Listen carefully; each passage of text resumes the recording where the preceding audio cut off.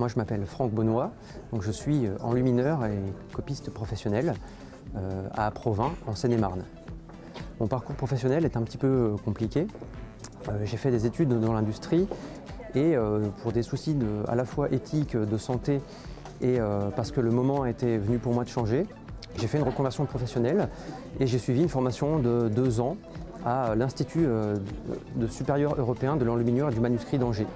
Voilà, je me suis formé pendant 2 ans à l'enluminure médiévale et à la calligraphie, ce qui m'a permis ensuite de m'inscrire en tant qu'auto-entrepreneur, artisan, créateur et illustrateur. J'ai toujours aimé le Moyen-Âge de manière enfantine, j'ai toujours été élevé là-dedans.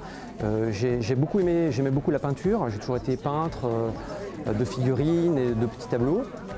Et il se trouve que par une connaissance, j'ai été mis au courant qu'une école d'enluminure existait dans la ville d'Angers. Et je me suis pris au jeu, j'ai envoyé ma candidature et puis j'ai été accepté. J'ai été accepté et puis en fait c'est devenu quelque chose de naturel maintenant pour moi. Je me dis que j'aurais pas pu faire autrement. Alors l'enluminure, moi il faut savoir que je reste vraiment dans l'enluminure très historique. Donc j'essaye d'éviter au maximum les innovations contemporaines. C'est un choix que j'ai fait, c'est vers ça que je tends. Et donc une enluminure, on cumule plusieurs métiers. On est avant tout dessinateur, puis peintre, doreur, et comme l'enluminure en elle-même est un métier du livre, on est aussi un peu relieur. Voilà, donc il faut apprendre vraiment tous ces métiers-là, qui au Moyen-Âge étaient souvent un peu dissociés. À l'époque, vous aviez quelqu'un qui dessinait, quelqu'un qui peignait, quelqu'un qui faisait la dorure. Nous maintenant, on cumule ça pour faire des œuvres très complètes. Pour les pièces les plus petites, ça peut prendre près de 2 heures. 2 heures, voilà, pour quelque chose d'assez simple, qui ne demande pas un dessin très complexe ou une mise en œuvre de matériaux trop anciens. Et ça peut aller jusqu'à une centaine d'heures pour une pièce de format A4, pour rester dans un format livresque. Ça peut aller jusqu'à une centaine d'heures quand ça fait intervenir de la dorure ou de la préparation de parchemin ou de pigments rares. Alors les salons des métiers d'art, c'est avant tout une fabuleuse vitrine pour montrer notre savoir-faire. C'est vraiment ce qui compte, je pense. On essaye de remettre un petit peu au goût du jour les métiers anciens et de redonner la passion aux jeunes et aux gens du savoir-faire traditionnel et à la main.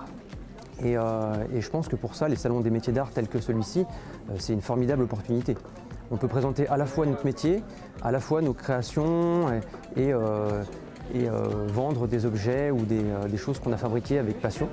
C'est quelque chose qui maintenant est devenu très difficile quand on est tout seul dans son coin, c'est de vivre de sa passion. Donc on est obligé de faire un peu feu de tout bois et les médias sociaux sont très intéressants, mais je crois que rien ne remplace vraiment la vitrine avec du concret. Les gens aiment beaucoup le concret, aiment presque toucher les choses. L'enluminure, même si c'est très précieux, invite à poser ses yeux et à toucher avec les yeux. Donc ça c'est très important et je pense qu'on ne peut pas passer à côté. Si les gens sont intéressés pour apprendre les rudiments du métier, qu'ils viennent nous contacter. En fait, on est beaucoup aussi dans la transmission. La transmission, c'est très important. Nous, on a été formés de manière professionnelle, mais en fait, c'est à la portée de n'importe quel curieux de pouvoir mettre un petit peu les mains dans le cambouis ou dans la peinture, j'ai envie de dire. Voilà, donc il faut vraiment venir nous voir, ne pas hésiter à s'informer sur nos prochaines activités. Et dans les salons comme ça, on est là pour vous.